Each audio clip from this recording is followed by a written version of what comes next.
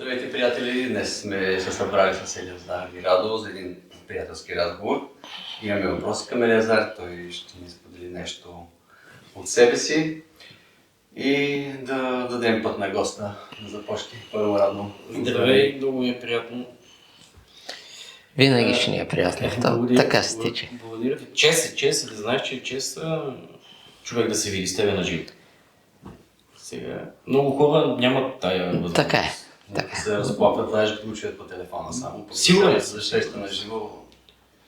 Има така, нали, те казват, че когато си с такъв учител като тебе, въпросите изчезват. И добре, че съм ги записал. Защото иначе наистина виждаш къде си, преценяваш себе си, виждаш и има така някои неща, които повечето може би ще трябва да дадеш потвърждение за тях. Дори да кажеш едно да или не, ще е достатъчно. Да, ще ти отговаря колкото мога. Да, пък ако решиш да дадеш някакво обяснение сега. Добре, светът огледало ли е?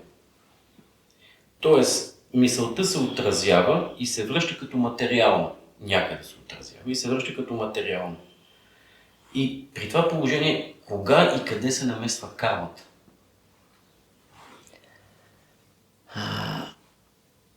Светът е съзнание и всичко се отразява, но как ще повлияеш на съзнанието, примерно на чистото съзнание на учителя, който е отвъд? Вътре, когато сме в Божията любов, Радо, няма карма. В човешката любов, в духовната, в полудуховната се има някаква. Тази чиста любов, това е благия път. Изглежда, че има карма, изглежда, че има трудности, но няма. И чистото съзнание, което вече се завръща в духа, няма огледало. Кое оживява в нас? Има един такъв важен момент. Кое оживява в нас? Което викаме с мисълта си, с чувствата си. Това оживява в нас. И ние ставаме огледало, но ние ако викаме постоянно Бог и учителя, разбираш? А те не са огледала, те са над всички огледала. Те могат да слизат, нали? Защото ти като викаш, ти оживяваш. Обаче, когато оживяваш Бога, изтриваш всички огледала. Даже след време надрастваш и чистото съзнание. В тази връзка, в тази връзка многото мислене за Бог и учителя път ли е към просветлението? Многото мислене за Бог е много привличане. Както и самите формули, както самото мислене. И без тях няма правилен път.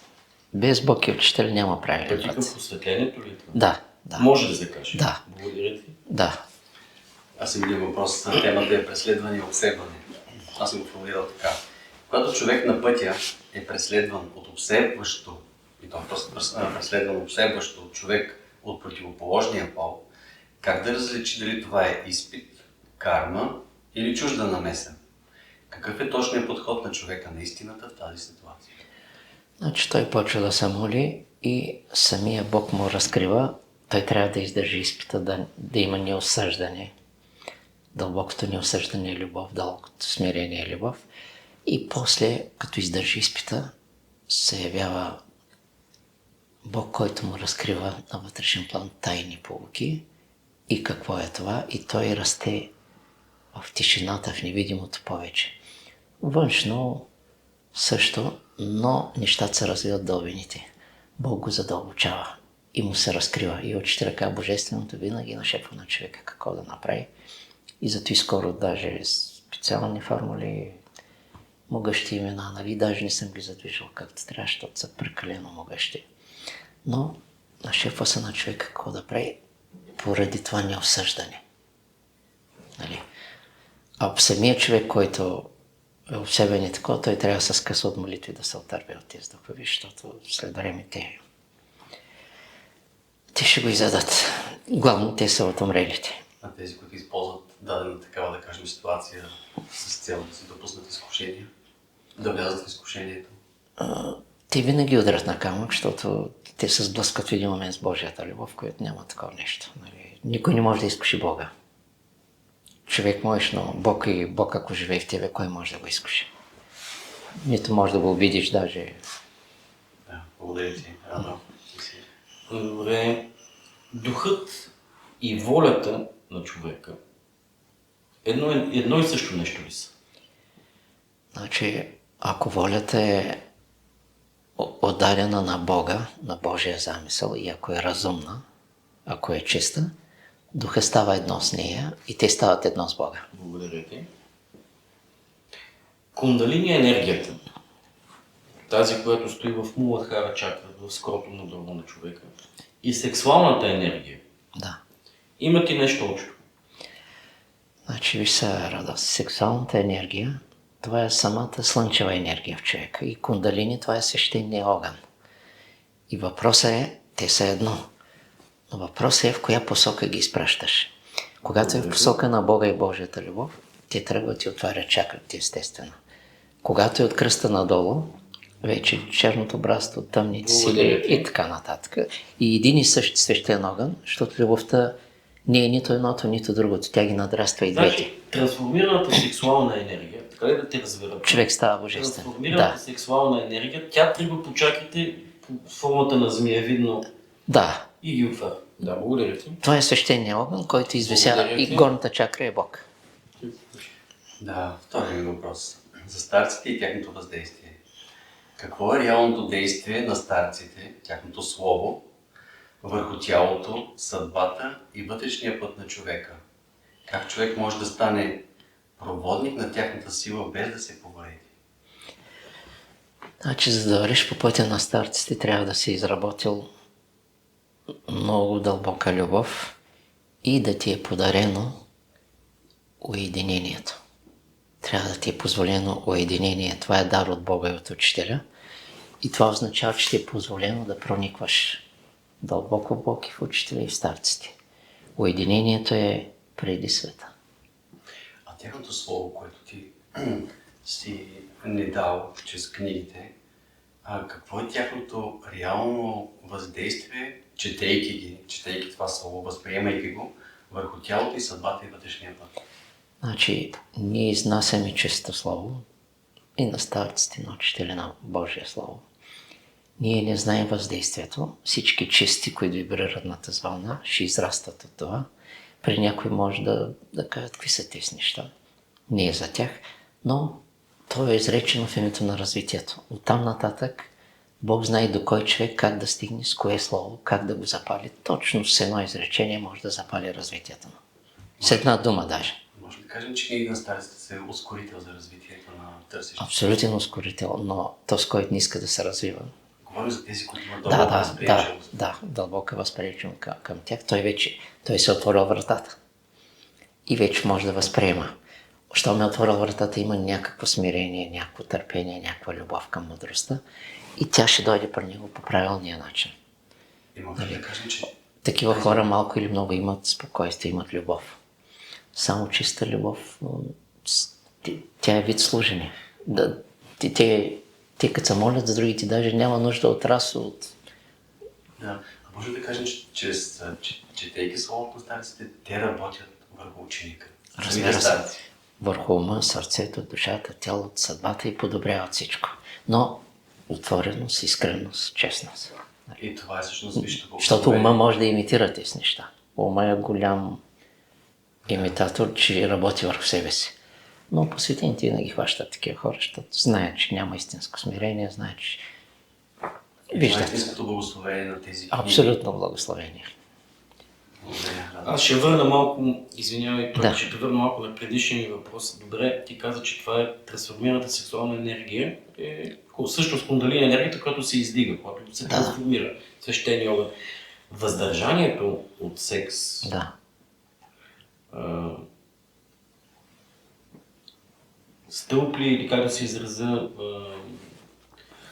спомага ли за трансформирането на тази енергия? Да, въздържанието означава мярка, обаче аз говоря сега за разумни брахмачари въздържания, които се молят, които искат Бог да ги учи как да се въздържат по правилния начин, Той да им помага и тогава Той ги въвежда във вътрешни тайни, които няма ги в книгите. Съгласен съм. Добре, обаче, когато как енергията сексуалната слезе надолу от кръста, се пък получава най-хубавото нещо, раждането на живот. Къде трябва този, който върви по пътя,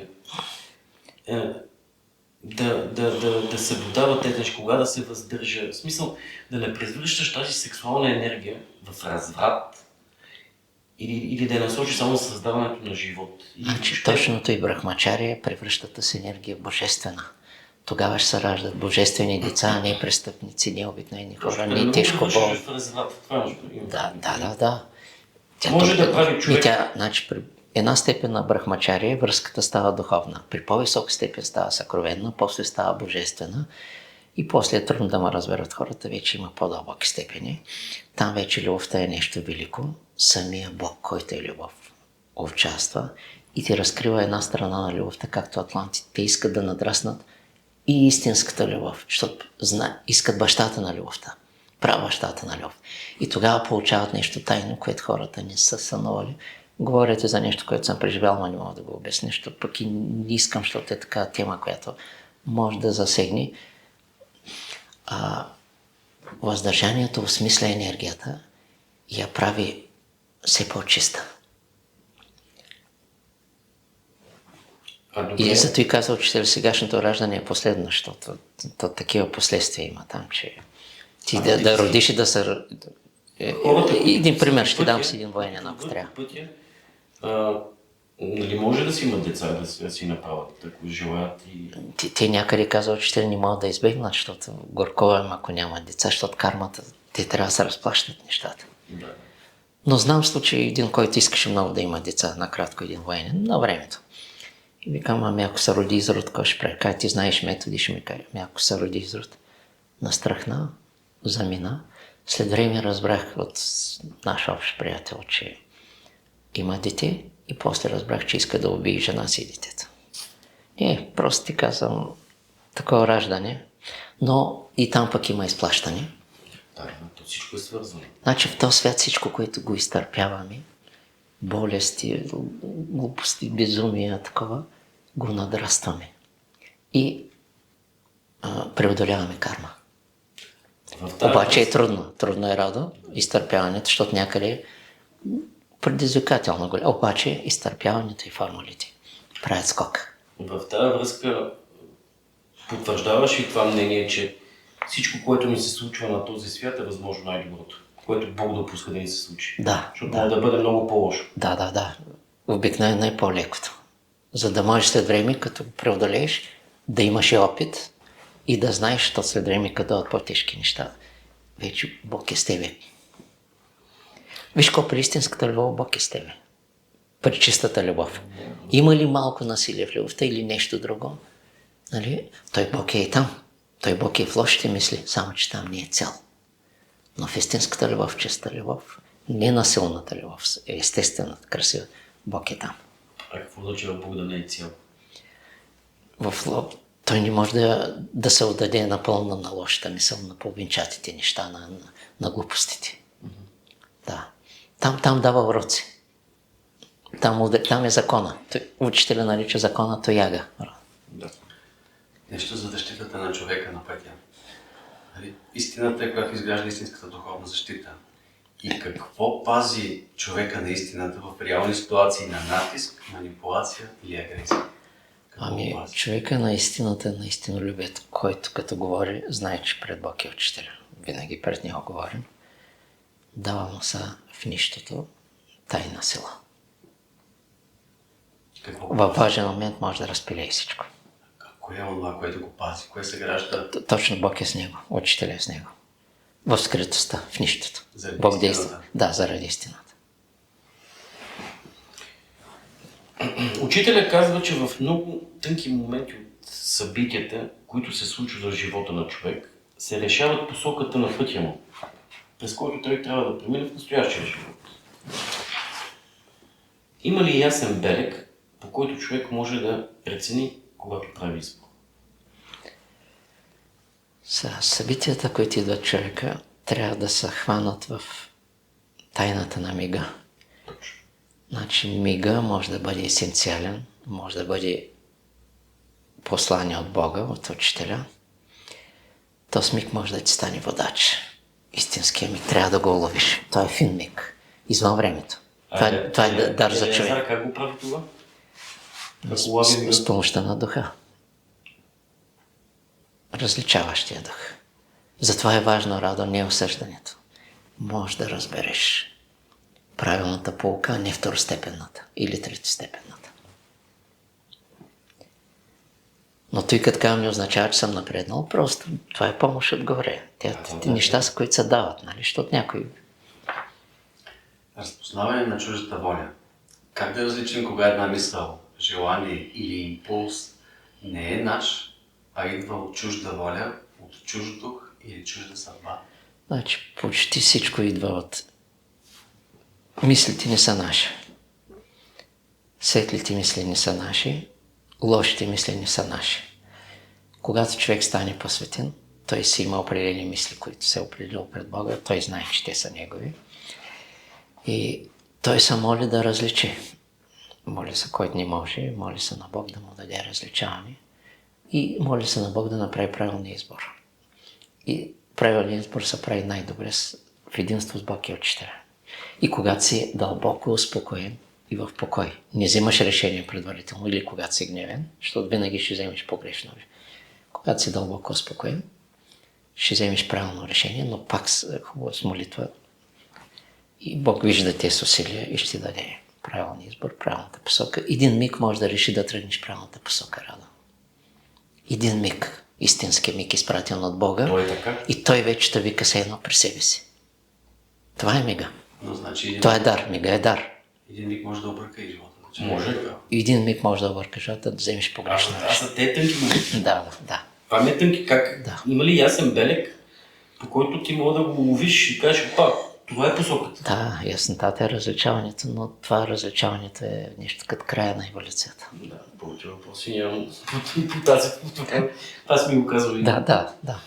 Така, аз да задам още нещо. Какъв е... почти знам какво ще ми кажеш, но ще искам да потвърдиш. Да. Пътя на Елезар и съвета към хората, които искат да отворят третото си око. Пътя е само един. Не те интересува трето око и чакра. Интересува те пречистване, казва учителя. Пречистване, докато стане сливане. Сливане има само на души, на същности. Твоята душа с Божията душа, твоята душа с учителя. Душата е близостта, душата е единството. Оттам нататък е духа. За искрата да не говорим. Но ударението трябва винаги да... Ученика бди над всяка дума, защото точното слово е скритата сила. И те може да не го одобряват пак хората. Но когато ти говориш пред Бога и знаеш какво казваш, знаеш какво намерение казваш, не се тревожи във важния момент. Духа излива силата си върху тебе и той е на твоя страна. Някой път може да не ти помогне бързо и да изглежда, че все едно си губиш, но ти насаме, защото си в единство с Бога и с Учителя, знаеш за какво става въпрос. И даже може да отстъпиш, все едно си губиш, което ще подведе другите. Има и такива варианти. За кармичните възли между хората. Как се разпознава кармичен възел между двама души? И кога този възел трябва да бъде развързан, а не изживян до край? И често има спорови, тръгват от нищото, уж принудени са да спорят, да такова. Обаче, мярката, коя е на хубавата мярка на всички тези неща, това е, всичко се случва, както този хаос е за бъдещ ред. Тази война е за бъдещето да няма война. И те спорови са, за да има след време мир. Ако има дълбока любов между двама, там в дълбочината, скритото в нищото, тя ще преодолее всички тези неща. Те може да си тикат, но тази любов е мярката и човек се я знае вътрешно, малко или много, колкото и да ограничен, той знае тази любов. Тя е божествена, тя ще премахне всичкото й. А каква е мярката и как хората разберат дали да останат в една връзка или че е време да я напуснат? То, когато е дошъл часа, се напуска без питане. Хубав въпрос, хубав отговор. Десятка. Сега аз да попитам нещо друго. Как премина твоето посвещение и кой го направи? Значи, Радо, аз работех много яко, много отдадено. Не знаех, че ще има посвещение. Случи се 87 година, 6 февруари, самотхи на високо ниво, страхотно. Там няма мислене, няма... Ако не бях постигнал, щях да работя с постоянство, с любов, с търпение. Можеше да не се случи този живот. Просто това е работа, постоянство в този път. Обаче случи се, но когато се случи, ставаш, виждаш изначалното, виждаш, че не е постижение, то си е нещо, което е в тебе работа. Винаги си бил ти си изначален, ти си откровени, ти си ти. И виждаш изведнъж, както има смеещия Буда. Засмял се, защото нямало какво се постига. А ти какво види? Преживяваш пряко Бога и учителя лице в лице. Не както Моисей го вижда от разстояние. Няма... Пряко го виждаш, пряко го преживяваш, няма мислене, няма дишане, няма обяснение. От тук нататък пак се продължаваш, работиш естествено и пак търсиш истината, защото тя е на високи степени и може да се каже, че не си постигнал кой знае какво. Просто работиш. Коя е първата дума, която чу от учителя, когато той установи контакт с теб?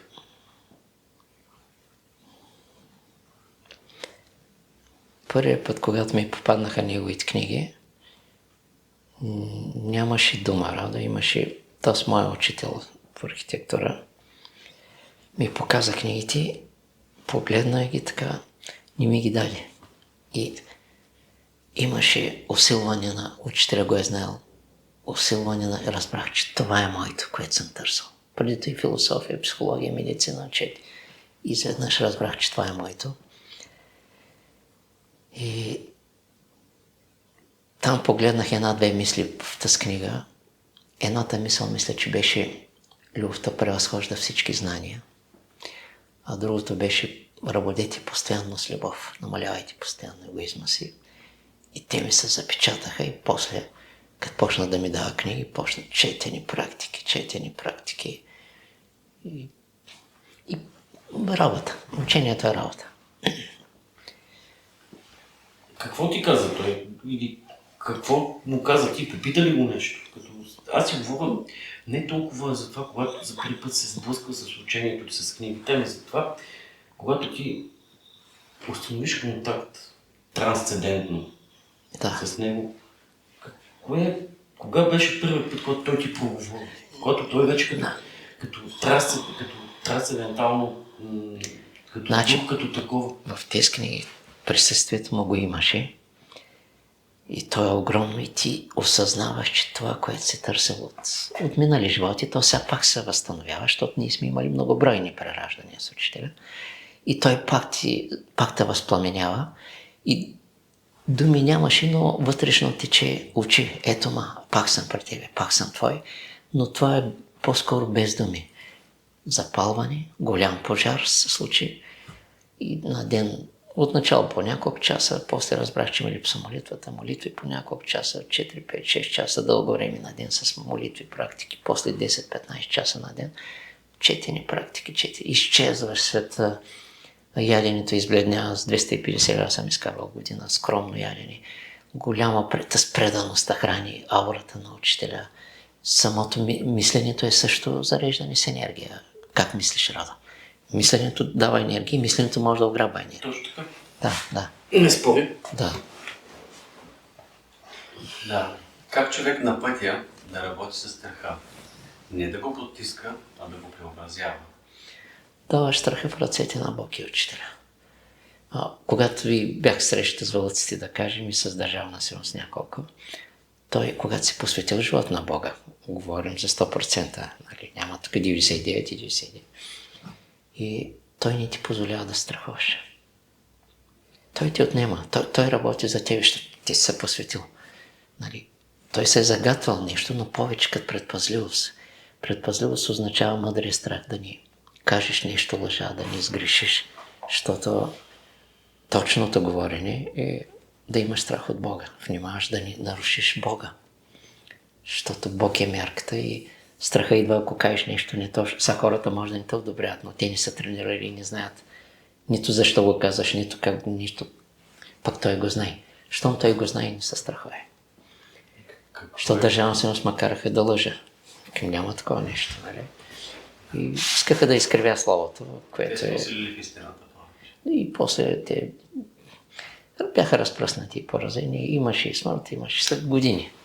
Нали? Но без да им желаеш. Нали? Даже защото на едно събиране им как аз в момента смятам за братя и той изрева стария. Как може човек за човека? Вълка съм го казал ти. А какво може да кажем, че истинското предназначение тогава на страха в духовния живот?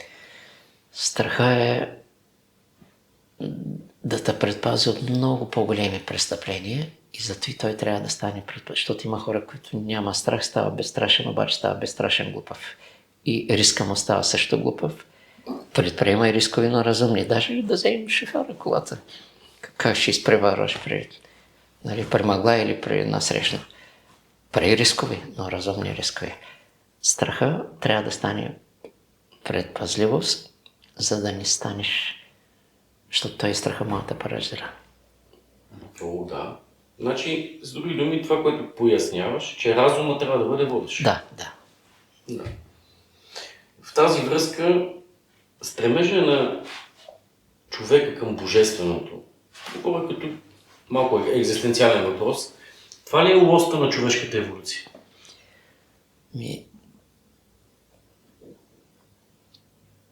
Това е началото. Развитието е безконечно. Върви към абсолюта, но към Бог и учителя.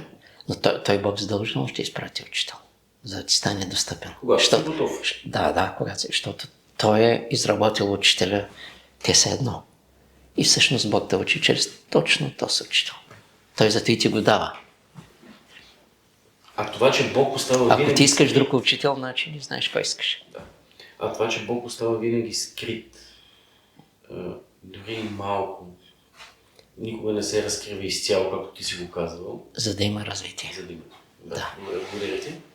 Но някой път той действа явно. И виждаш, че това е Божията помощ. Друг път действа скрито. Той почва да ти се разкрива. Защо действа така?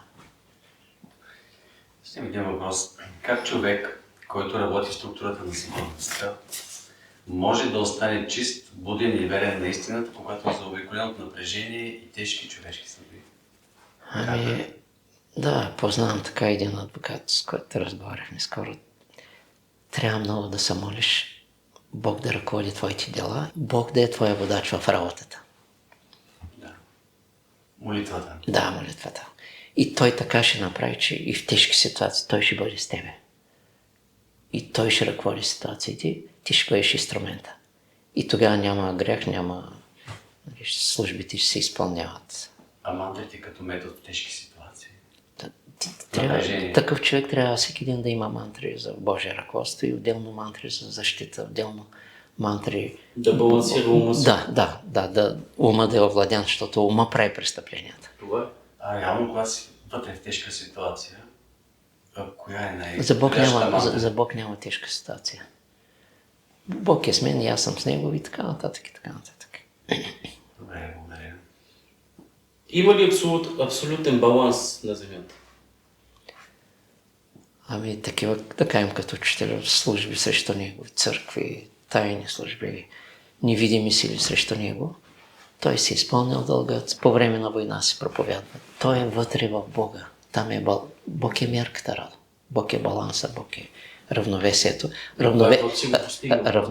За тези, които не посветени. Трябва да го търсят. Ако го търсят, те вече са благословени. Те вече са благословени със самото търсене. Ако хипотетично ние хората помнихме своите прераждани, може ли Елиазар да обясни какъв ще да бъде светът и обществото? По-хубаво е да са изтрити като цяло, защото ако ние ги помним, освен това едва ли може да ги помним, като говорим учителя загатва за хиляди и за милиони, за стотици хиляди и за милиони прераждания. И който и да се каже, човека е по-дълбок от тях, като дух, като древност, нали? И ако ти помниш, че предните 10 прераждания си бил наркоман и сега пак станеш наркоман, за какво ти е? Или ако ти си правил глупости, мразил си, намесал си в съдби в такова, той за какво ти е да помниш така? Изтрито е, за да тръгнеш на чисто. И да търсиш Бога. Пак може да не го търсиш, пак може да се върне старото, но Учителя казва във всяко следване. Нов подход. Добре, аз слушам нещо.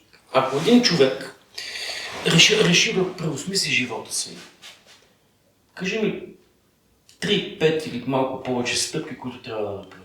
В смисъл, ако се реши да се посвети на учението. Първите 5 стъпки, които трябва, защото знам, че става постепенно. То изведнъж много трудно мога да стане. Учителя казва, слънцето изгрява постепенно. Точно така. Кажи, Това е метода на бялото братство. Първите 5 действия, които този човек трябва да направи. Ами, винаги едно от най-важните неща ще остане очистването на Словото, защото това е очистването на духовите, на заблужденията от хиляди прераждания и цивилизации. Те са тука. И очистването на Словото е очистване на ума и на кармата. Второто е молитвите, които усилват невидимото поле в човека. Третото е дълбокото дишане. Винаги е важно, защото дълбокото дишане и дълбоко мислене, и дълбоко навлизане в Бога, в чистите енергии. И другото е работа, която искаш Бог да ти даде. Служене. Служене на Бога. Не да работиш някаква работа, а да превърнеш работата в служене на Бога. Тоест да правиш твоята работа така, че се едно служиш, не че само ти, така ли, че му служиш, но осъзнато. Осъзнато, Точно, да си даден на това нещо. Това исках да кажа. Това исках да кажа. Да, благодаря ти. Да. Как да различим кога сме в изпит, който трябва да преминем, и кога в изкушение, което трябва да отхвърлим? Значи, пак стигаме до този въпрос. Когато си посветил живот на Бога и трябва, ако не си посвети го, давай със той ще ти нашепне там в тънкия свят, в финния свят. Бог е велико ухо. Това ухо надминава Вселената. Знай всяка дума, всяки червей, всяка мравка какво мисли. Защото той е отзад. Той изпраща мислите, изпитва и ги привлича към себе си, които знаят кой искат и кого търсят. А другите ги наказва просто, защото те си говорят, но не знаят кой искат. Сега аз малко ще... не че разговор такова, малко ще повдигна летвата. Да. Кое и какво е наложило излъчването на Бог от Абсолюта? Каква е била целта? След като преди това в твои интервюта, поне аз така съм останал с впечатление, съм слушал, че имало старци, прастарци. Какво е наложило Абсолюта да излъчи Бог? Каква е била целта? Баланс ли се е търсило между нещо? Значи, усещам се, Мохамед казва, че Абсолюта е бил Аллах, нали? Аллах е по-дълбока дума от Бог, но това е друга тема, друго тълкуване. Е бил абсолютно непознат. И искал той пак остава непознат, но искал да стане по-достъпен. И излъчил от себе си съкровището, наречено Бог. Създал го е вътрешно подобно на него. Върховното нищо създава велико нищо. По същия начин е създаден Христос, като божествено нищо. Това са степени на нищото. И всичко това е, за да има път към мистерията. И някога те няма да го познаят, но да има приближаване, степени на единство. И прастарците не го познават, за да има развитие, но за да има степени на... Той искал по-близко към него. И вложил е Бог любовта, създал е велики учители. И всички те повеждат сродни. Да, и всичко върви към една върховна мистерия. И Бог не е крайната цел. И не може да бъде. Коя в тази връзка? Към него, пътя към него. Пътя към него. Учителя е мост между Бог, учителя върви от Бог към Абсолюта. И от последните албуми, мисля, че от втория старец беше една идея, той тече в тебе, той тече в мене, той тече в нас. Да. Повече от единство. Да. Надминава даже единството. Абсолютно. Да, и даже... От всичко е по-дълбок, дето казах, и от целостта даже. Смайващо е. А какво ще кажеш за неговите думи? Аз ще бъда всякога с вас. Това са думи на древния. Много често аз имам малка снимка така до учителя, всеки ден се гледам и искам съвети, като се наложи. И много често, без да питам учителя, ми казва, винаги съм с тебе, синя мой. голяма радост, като така тънко влиза често, не всеки ден, така от време на време. И когато знаеш, защото посветил си живота там, и той по някаква линия, по някаква нишка от миналото още, и това като го казва, въпреки че аз го знам, обаче та радва. Така носи ти нещо много финно. И съм виждал в тежки моменти как просто... Пак в тази връзка, душата е създадена от Бога, нали така? Да. Защо? Душата, Радове, само чрез душата може да има сливане на същности, на взаимно повдигане. Душата е близостта в този свят. Духът е по-отнесен. Той е към мъдростта. Душата е любовта. Тя трябва да подготви пътя за мъдростта. Една истинска душа, която има любов, тя търси дух, който има мъдрост. И учителя изпраща съответно. Значи, ако правилно съм те разбрал, за да има сливане на същности, това е мозък, така е? Душите, умовете не могат. Той ума е его. Къде ще лееш егото? Да има сливане на същности и затова това е, да, благодаря ти. Да. Аз последния ми въпрос за чистото намерение. Какво прави чистото намерение в невидимия свят? Как то променя събития, хора и бъдещи линии на съдбата? Чисто намерение, според атлантите, променя възприятието.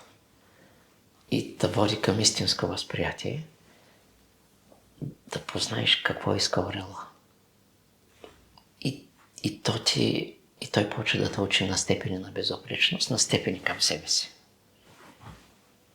Затова ти не променяш живота и хора, обстоятелства на себе си. Ти трябва да променяш себе си, а те вече по друга линия. Ти ще влияеш. Даже един настроен ходжа със самото си присъствие, още като му кажеш името, той вече почиства атмосферата, защото е създал поле.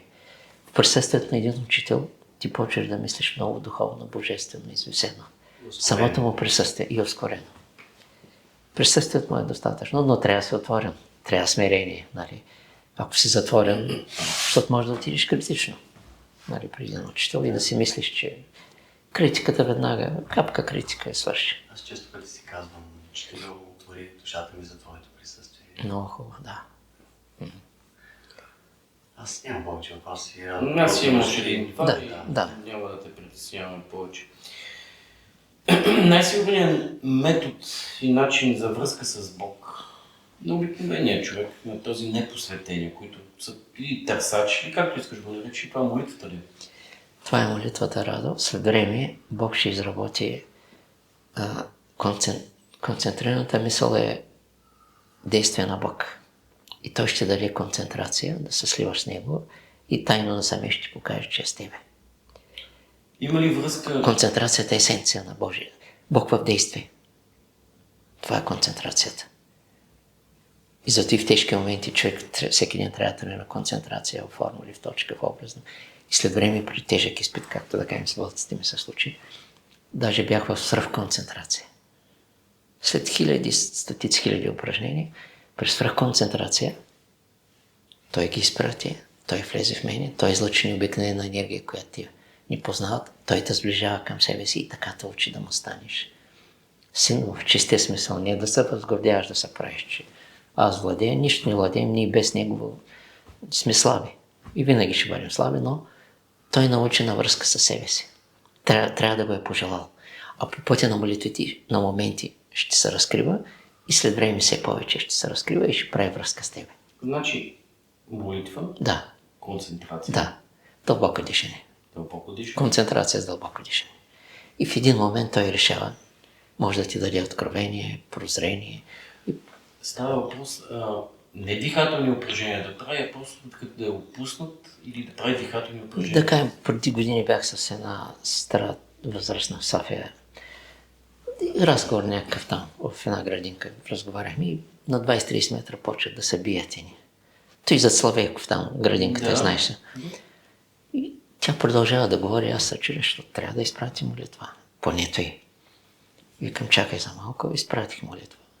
И след малко те се отказаха да се бият. В повече случаи става така. Не мога да кажа, че винаги ама доколкото се спомням, не знам дали има изключение, като изпратиш силна концентрирана мисъл, Бог да се справи с тези невидими духови, злите духови, и става едно разреждане и те почват да се чудят. И тръгнаха си, пак се караха, ама се разделиха, нали? Примерно.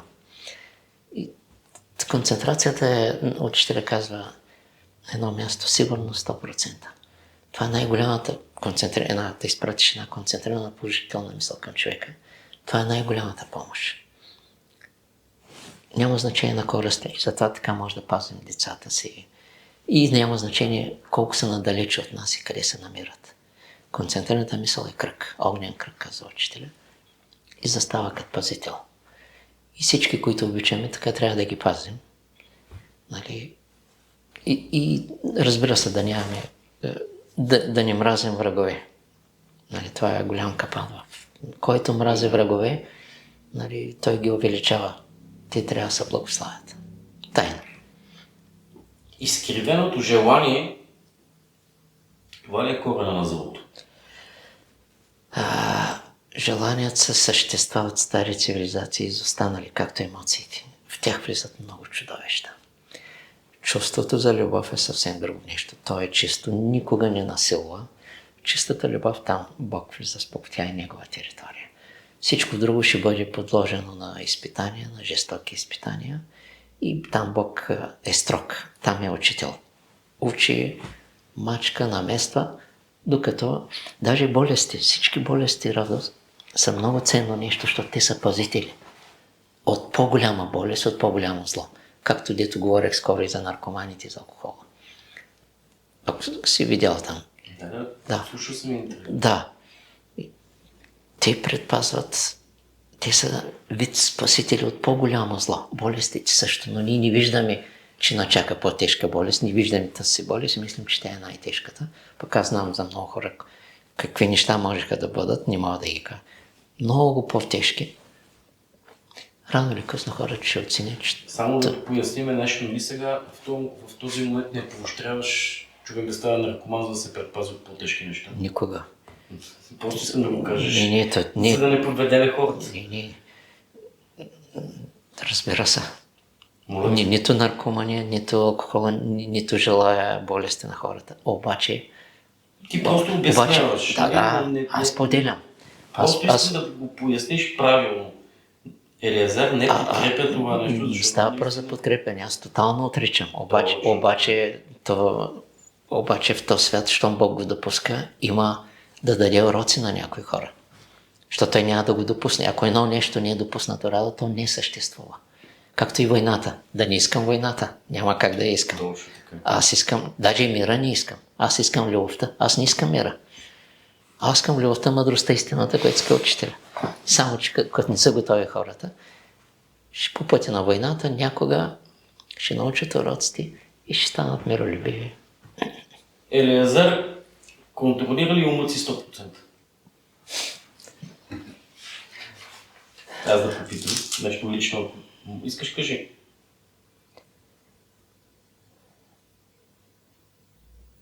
Като цяло и в тайната ми стаичка и вътре мога да кажа да, но някой път изглежда, че е не.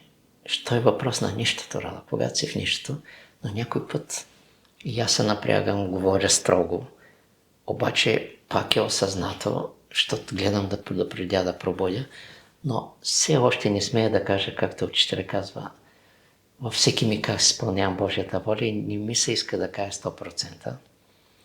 Близко съм там някъде и усещам, че когато не се владее, пак тайно се владее, не знам дали ме разбираш. Говоря за вътрешно, обаче все още не смея да кажа, както учителя. Няма миг, в който че всеки ми го владея.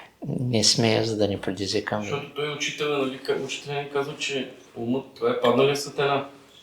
Ако ти владееш умът си на 100%... Защото ако някой път Бог не иска да го владее, за да ми даде по-дълбок урок да го владея, много тънкости има този въпрос и ти не ми е задал никой такъв дълбок въпрос и не съм го мислял. Може би след време ще отговоря по-дълбоко, ама... Сигурен съм, да. Къде е границата между въздържание и крайност? Когато тренираш въздържание и искаш Бог да те учи, и той ще научи как да избягваш крайностите и ако той допусне крайност, това ще е негова. Въпросът е да не си ти. Въпросът е да станеш такова нищо, нали, защото той може да вкара някой път в крайност, за да станеш още по-дълбок въздържател. Още по-дълбок. Това няма ли да навреди? Ако е той, няма да навреди. Въпросът е да е той, но въпросът е, че по пътя на въздържанието ти ще станеш негов и крайностите ще изчезнат, защото крайностите са дара от ума, а рада от ума, както е махалото. Или много надясно, или много наляво. Или много говори, или много мълчи, или бъбрив, който е се беля. Махалото по средата е въздържанието и като влезеш в него, ти отпада, крайностите отпадат, защото Бог не е краен, освен ако някаква карма задължава нещо и по някаква скрита причина, защото Бог може да изненада всеки. И сега ако каже, че владее пълномощ, може да ме постави в изпит. Нали? И освен, не смея да кажа, нали, Бог в мен е владетел и учителя, но аз още се уча. Когато човек, понеже ние хората имаме много плитки умове, лутаме се, често пъти си задаваме въпроса, това правилно ли не или правилно как да постъпя. И когато търсиш причината за нещо, което ти се е случило, аз поне за себе си мога да кажа, че аз така съм от този тип хора, който има аналитичен ум. В смисъл, чуда се сега, това откъде дойде. Аз и съм го предизвикал, като карма ли идва, нали? Къде трябва човек да погледне, когато търси причината? Какво трябва да усети или както иска, как да се израза? Ти в какво би се гледал? Ти може би знаеш причините за много от нещата, които се случват. Ти къде се вглеждаш? Върху какво разсъждаваш? Върви се към причините и оказва се, че Бог е дълбоката причина. Дали е по карма, дали е по замисъл, дали е по Божия воля, дали е заради изпитание, той те вика към себе си. И трябва винаги да тълкуваш, че той прави скрит жест към тебе. Иската за себе си. Затова е важна концентрацията. Да, това го разбрах. Както и, нали, зикър форма. Да. И последния въпрос, така малко аз може, понеже ми е много интересна темата за Атлантида. В едно от интервютата, които аз съм слушал, ти казваш, че имало 45 милиона посветени по времето на Атлантида. Какво налага, днес между другото, според тебе, колко посветени от 9 милиарда? Колко са посветените така горе-долу?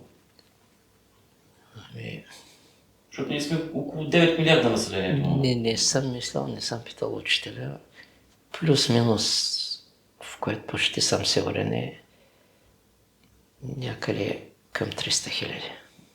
А какво налага да не се позволява? Има и ни 144 хиляди дадени в Библията, които са си. Да. И сега са двойно число и отиват към 300 хиляди. А какво налага, кое е наложило да няма толкова посветени? Какво е направило нашето човечество, за да не...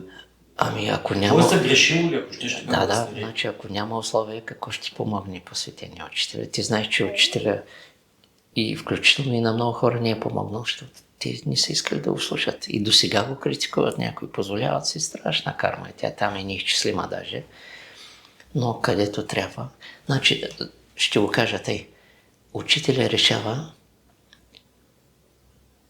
кой да го познае и кой не. Кой да му стане близък, кой да му стане ученик. А самия ученик, казва учителя, за да бъде ученик, това е решено от преди 8000 години. Не можеш сега да искаш да станеш ученик. Това от миналото е решено и сега се усъвършенства. Да. В тази връзка нашата раса нали по-висша етапи от атлантската? Никога не може да сравняваме. Отделни хора са, както и учителя, нали, старт. Не са цели раси.